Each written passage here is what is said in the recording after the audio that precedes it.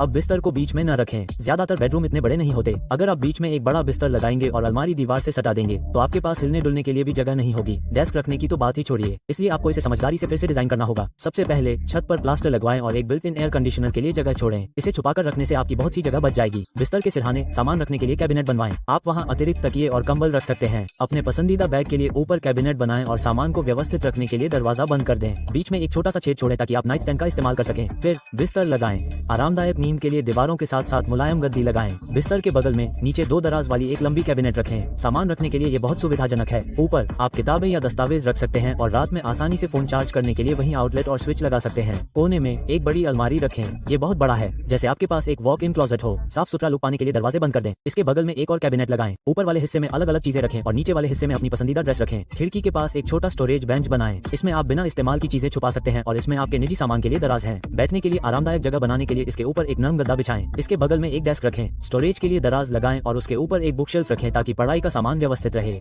Notes के लिए पास में एक ब्लैक बोर्ड लगाएं। इस लेआउट के साथ आपके बेडरूम में स्टोरेज के लिए काफी जगह होगी, पढ़ने के लिए एक आरामदायक कोना होगा और घूमने फिरने के लिए काफी जगह होगी।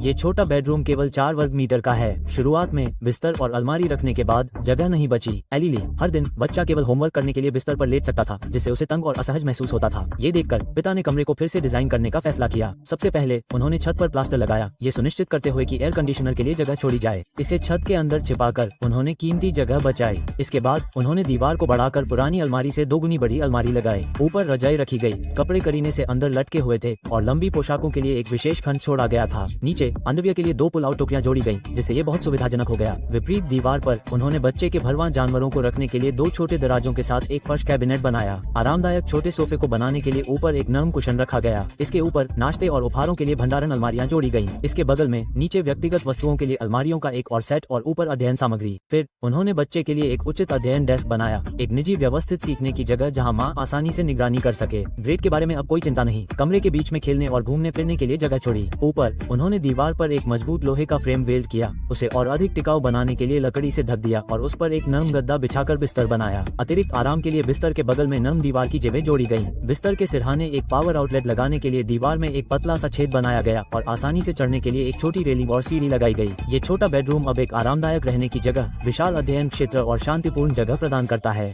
क्या आप इस कमरे में रहने की हिम्मत करेंगे? 2 घर वालों ने 10 साल तक कबाड़ इकट्ठा किया, एक पैसा बचाया ताकि इस छोटे से कमरे को खरीद सकें। यह अविश्वसनीय रूप से छोटा है। बहुत सोचने के बाद उन्होंने इसका सबसे अच्छा उपयोग करने का फैसला किया। सबसे पहले उन्होंने एक साधारण लकड़ी के बिस्तर के फ्रेम को इकट्ठा किया। हर रात वो बस सोने के लिए लेट जाते थे, लेकिन उनकी पीठ में बहुत दर्द होता था। आखिरकार वो इसे और बर्दाश्त नहीं कर सके और नवीनीकरण करने का फैसला किया। उन्होंने खिड़की को हटा दिया और 2 मजबूत स्टील फ्रेम को वेल्ड किया, कुछ स्टील बार बढ़ाए और सब कुछ दीवारों में सुरक्षित रूप से लगा।